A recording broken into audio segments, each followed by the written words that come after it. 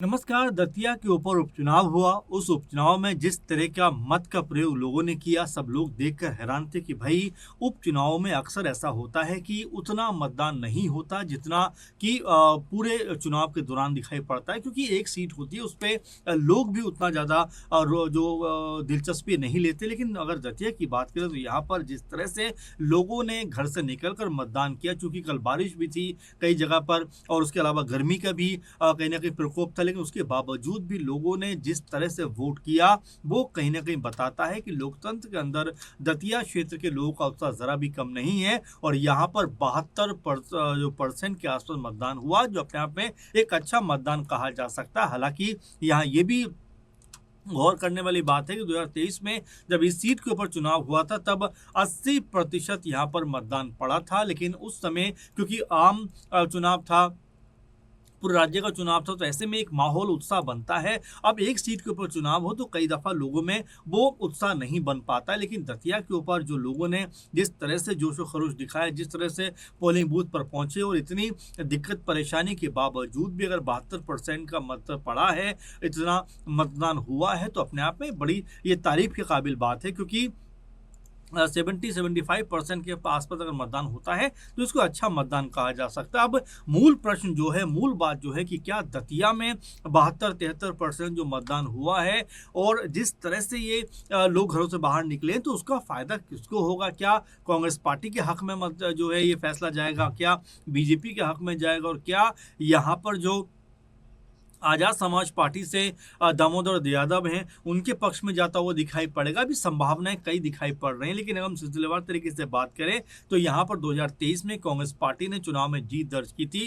राजेंद्र भारती ने बीजेपी के कद्दावर नेता नरोत्तम मिश्रा को करीबन 7,500 वोटों से हरा दिया था। अब ऐसे में उसके बाद उनके ऊपर कुछ मामले थे, उसके बाद उनकी जो विधानसभा जो सदस्यता थी वो रद्द हो जाती है और एक तरीके से यहाँ पर उपचुनाव का पूरा माहौल बनता है। और यहाँ पर भी बड़ा देखने को मिला एक अलग तरीके का समीकरण, क्योंकि नरोत्तम मिश्रा को लेकर हर कोई कह रहा था कि उन्हीं का नाम फाइनल होगा, लेकिन बीजेपी की तरफ से अंतिम मौके पर आशुतोष तिवारी को टिकट दे दिया गया और इससे नरोत्तम मिश्रा के जो समर्थक थे बहुत ज़्यादा नाराज दिखाई पड़ते हैं, बहुत ज़्यादा यहाँ पर जो है बीजेपी को घेरते हुए दिखाई पड़ते हैं और बीजेपी के खिलाफ तमाम तरह से मोर्चा खोलते हुए दिखाई देते हैं। हमने ये भी देखा कि सड़कों के ऊपर तमाम जो समर्थक थे नरोत्तम मिश्रा के वो बैठ गए, रोड जाम कर दिया और तमाम तरह से वहां पर हंगामा होता हुआ दिखाई पड़ा। लेकिन उसके बाद जाकर कहीं स्थिति नियंत्रण में पहुंची, क्योंकि नरोत्तम मिश्रा ने कहा कि भाई आशुतोष तिवारी से उन्हें कोई शिकायत नहीं है और सब लोगों को मिलकर उनके लिए मेहनत करनी चाहिए। उसके बाद एक तरीके से खुद नरोत्तम मिश्रा भी चुनाव प्रचार करते हुए दिखाई पड़े। अब जबकि मत पड़ चुके हैं, वोट पड़ चुके हैं, अब इसके बाद क्या वाकई में ये माना जाए कि नरोत्तम मिश्रा के कहने के बाद जितने भी बीजेपी के जो कह सकते हैं समर्थक हैं या जो नेता हैं, कार्यकर्ता हैं, क्या एकदम से आशुतोष तिवारी के समर्थन में आ गए होंगे या यहाँ पर कोई बड़ा फेरबदल होता हुआ दिखाई पड़ा? क्योंकि कुछ दिनों पहले इस तरह की भी खबरें आई कि अगर नरोत्तम मिश्रा होते तो कुछ और माहौल बनता हुआ दिखाई पड़ता, लेकिन दादा के नहीं होने से यानी नरोत्तम मिश्रा के नहीं होने से चुनाव में वो उत्साह दिखाई नहीं पड़ रहा, ऐसे लोग कहते हुए नजर आए थे। लेकिन अब चूंकि उससे आगे की बात बढ़ चुकी है, चुनाव हो चुके हैं, 3 अगस्त को नतीजे सामने आ जाएंगे, ऐसे में अब तमाम जो अटकलबाजियों का खेल है, तमाम जो कह सकते हैं कि अपना अपना मत लगाने का जो पूरा सिलसिला यहाँ पर वो होता हुआ दिखाई पड़ रहा। कोई कहता है कि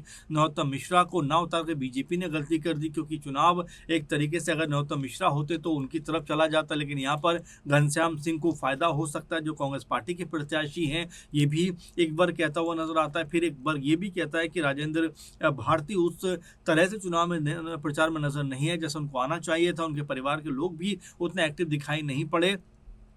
तो तमाम तरह का यहाँ पर मामला जो था वो बनता हुआ दिखाई पड़ा कि अगर यहाँ कांग्रेस पार्टी की तरफ से लूप खोलते तो बीजेपी की तरफ से भी लूप खोलते और इन दोनों के बीच में दामोदर यादव जो लगातार अपनी ताल ठोकते हुए दिखाई पड़ रहे थे, लगातार अपना माहौल बनाते हुए दिखाई पड़ रहे थे, कभी बीजेपी को घेरते हुए दिखाई पड़ रहे थे, कभी कांग्रेस पार्टी को घेरते हुए नजर आ रहे थे। और जिस तरह से उन्होंने यहाँ पर अपना प्रचार प्रसार किया। आखिरी रोज़ यानी 28 जुलाई को चंद्रशेखर आज़ाद भी पहुँचे थे, रोड शो उन्होंने किया था उस दिन, उससे पहले भी वो पहुँचे थे नामांकन के बाद। तो एक तरीके से दामोदर यादव ने भी अपने पक्ष में माहौल बनाने का प्रयास किया। लेकिन मिला-जुला कर देखा जाए तो जो चर्चाएँ हैं वो यही निकल कर सामने आती हैं कि चुनाव आखिर में सिर्फ़ 2 पार्टियों के बीच में यानी कांग्रेस पार्टी और बीजेपी के बीच में रहा। अब इसमें बाज़ी कौन मारता हुआ दिखाई पड़ सकता है? क्या घनश्याम सिंह जो अनुभवी चेहरा है, मजबूत चेहरा है, 2 बार यहाँ से विधायक रह चुके हैं, क्या उनके पक्ष में मतदान जाता हुआ दिखाई पड़ेगा? या फिर यहाँ बीजेपी की तरफ से पहली बार किस्मत आजमा रहे आशुतोष तिवारी के पक्ष में ये माहौल चला जाएगा? तो अब अटकलबाजियां हैं, तरह तरह से लोग बातें करते हुए दिखाई पड़ते हैं। कई लोग ये भी कहते हैं कि अगर पहले की तरह चुनाव 80% रहा होता तो अपने आप में हो सकता है कि बीजेपी यहाँ पर कोई बड़ा खेल कर देती। चूंकि 72% रहा है तो कहीं ऐसा ना हो कि कांग्रेस पार्टी इसका एडवांटेज उठाती हुई दिखाई पड़े। ये भी लगातार चर्चा आ रही है। लेकिन कांग्रेस पार्टी की तरफ से ये भी कहा गया कि भाई जिस तरह से प्रशासन शासन ने यहाँ पर सत्ता का जो कह सकते हैं दुरुपयोग किया गया है, ये भी कहा जा रहा है कि शासन प्रशासन का इस्तेमाल किया गया। पुलिस ने बिना बताए ये भी कहा गया कि कांग्रेस पार्टी की तरफ से कि उनके एक एजेंट को अपने साथ ले गया। हालांकि प्रशासन की तरफ से ये बात कही गई कि भाई ऐसी कोई घटना कहीं पे नहीं हुई है, इसलिए इस तरह की बयानबाजी नहीं होनी चाहिए। इससे पहले भी हमने देखा कि जो जीतू पटवारी हैं ये बात कहते हुए नजर आए थे कि लोगों को 5-5 हज़ार रुपये देने का प्लान बीजेपी ने बना लिया है, यानी कि वोट खरीदने का प्लान बना लिया है। और ये तक कहते हुए नजर आए कि भाई अगर पैसा कोई लेकर आए तो पैसा आप ले लीजिए लेकिन वोट उनको मत दीजिए। और ये तमाम बातें कहीं ना कहीं कांग्रेस पार्टी के जो कद्दावर नेता हैं जीतू पटवारी, उन्होंने लगातार बीजेपी के ऊपर एक तरीके से तंज कसते हुए कहा कि जब बीजेपी अपने मकसद में कामयाब नहीं हो पा रही है, उनके प्रत्याशी के पक्ष में माहौल नहीं बन पा रहा है, तो बीजेपी यहाँ पर पैसों की बिना पर चुनाव को अपने हाथों में लेना चाहती है। और ये तक कहा गया कि करोड़ रुपए जो है वो मध्य प्रदेश में पहुंच चुका है, बीजेपी उनको बांटने का सिलसिला शुरू कर रही है ताकि मतों को अपनी तरफ किया जा सके। इस तरह की बातें जो है जीतू पटवारी ने कही। हालांकि बीजेपी की तरफ से इसके ऊपर कड़ा ऐतराज भी जताया गया था। लेकिन अब इन तमाम बातों से इतर जब 3 अगस्त को चुनाव के परिणाम आएंगे, उस वक्त की जो स्थिति होगी वो अपने आप में देखने वाली होगी कि क्या यहाँ पर आशुतोष तिवारी जिनके ऊपर बीजेपी ने भरोसा किया है, युवा चेहरा है, क्या उनके पक्ष में माहौल बनता है? अगर वो चुनाव जीतने में असमर्थ रहते हैं या वो चुनाव नहीं जीत पाते हैं तो क्या नरोत्तम मिश्रा का एक बार फिर से वही वर्चस्व देखने को मिलेगा? एक सवाल। दूसरा सवाल ये कि अगर वो चुनाव जीत जाते हैं तो क्या यहाँ पर कोई बड़ा बदलाव भी होता हुआ दिखाई पड़ेगा? साथ में कांग्रेस पार्टी के लिहाज से भी कहा जा रहा है कि जिस तरह से वो अभी विपक्ष में बैठे हुए हैं, अगर दतिया की सीट पर एक बार फिर वो जीत दर्ज कर देते हैं तो क्या पार्टी के अंदर एक नए उत्साह का संचार होता हुआ दिखाई पड़ेगा? क्योंकि ये भी देखा जा रहा है कि कांग्रेस पार्टी के तमाम जो नेता प्रचार प्रसार करते हुए दिखाई पड़े, लेकिन उसके बावजूद भी कमलनाथ जो खेमा है, चुनावों से उनकी दूरी दिखाई पड़ी, प्रचार प्रसार उतना होता हुआ दिखाई नहीं पड़ा। ऐसे में जीतू पटवारी, दिग्विजय सिंह उनके बेटे ने यहाँ पर प्रचार प्रसार किया और उसका फायदा कितना कांग्रेस पार्टी को होता हुआ दिखाई पड़ा वो देखना होगा। और साथ में बीजेपी के लिए भी अगर देखा जाए, जो आशुतोष तिवारी हैं उनके लिए शिवराज सिंह चौहान जो केंद्रीय कृषि मंत्री हैं, इसके अलावा ज्योतिरादित्य सिंधिया वो भी केंद्रीय मंत्री हैं, और तमाम ऐसे बड़े बड़े चेहरे जो है उनके लिए प्रचार प्रसार करते हुए नजर आए। मुख्यमंत्री मोहन सिंह यादव भी प्रचार प्रसार में जुटे रहे। तो ऐसे में देखा गया कि आशुतोष तिवारी के लिए माहौल बनाने का प्रयास तो बीजेपी नेताओं ने खूब किया। और साथ में अगर नरोत्तम मिश्रा की बात करें तो वो भी लगातार बदस्तूर जो है अपने प्रत्याशी यानी आशुतोष तिवारी के लिए प्रचार प्रसार करते हुए दिखाई पड़े। अब ऐसे में बड़ा और महत्वपूर्ण सवाल ये बन जाता है कि चलिए नरोत्तम मिश्रा ने जिस तरह का यहाँ पर माहौल बनाया, क्या उनके समर्थक भी ये बात मानने को राजी हो गए होंगे और क्या उनका समर्थन अब वोटों में तब्दील होता हुआ दिखाई पड़ा होगा? ये अपने आप में प्रश्न बन जाता है, क्योंकि खूब दिखाई पड़े, वो खूब प्रचार प्रसार किया, लेकिन उसके बावजूद भी सवाल यही उठकर सामने आया कि क्या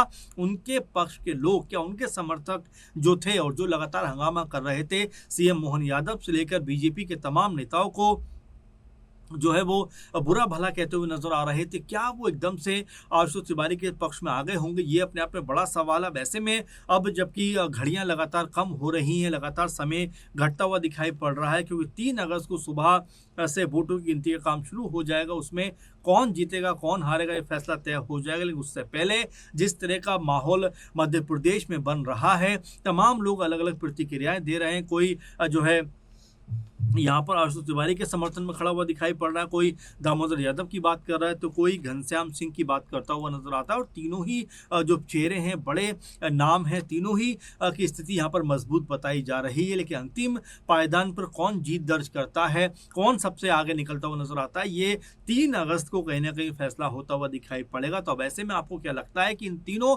बड़े नामों में से इस दफा जीत किसके हिस्से में आने वाली है? आपको क्या लगता है, क्या घनश्याम सिंह कांग्रेस पार्टी की तरफ से जो प्रत्याशी है क्या उनकी जीत होगी, या फिर आशुतोष तिवारी जो बीजेपी के प्रत्याशी क्या उनकी खाते में जीत जाएगी, और क्या दामोदर यादव यहां पर कोई बड़ा खेल कर सकते हैं? इन तीनों ही बड़े चेहरों के अलावा भी कुल मिला जुलाकर 21 नाम यहां पर ऐसे रहे जो प्रत्याशी के रूप में सामने थे। अब यहां अगर 2-3 चेहरों की बात की जाए तो मिला जुलाकर यही नजर आते हैं। अब इसमें से आपको कौन सा बड़ा चेहरा लगता है जो चुनाव में जीत दर्ज कर सकता है? कौन से चेहरे पे आपको लगता है कि जो है जीत जो है उसकी सुनिश्चित होती हुई दिखाई पड़ेगी, और किसके हक में जनता का फैसला गया है? अपना कमेंट जरूर करके बताइए। और क्या अगर यहाँ पर हार जीत कांग्रेस पार्टी और बीजेपी के किसी भी प्रत्याशी की होती है तो क्या इससे समीकरण बदलते हुए मध्य प्रदेश में नजर आएंगे? अपनी राय कमेंट बॉक्स में जरूर लिखिए। फिलहाल के प्रोग्राम में बस इतना। आप लगातार जुड़े रहिए और अपने सुझाव हम तक भेजते रहिए। नमस्कार।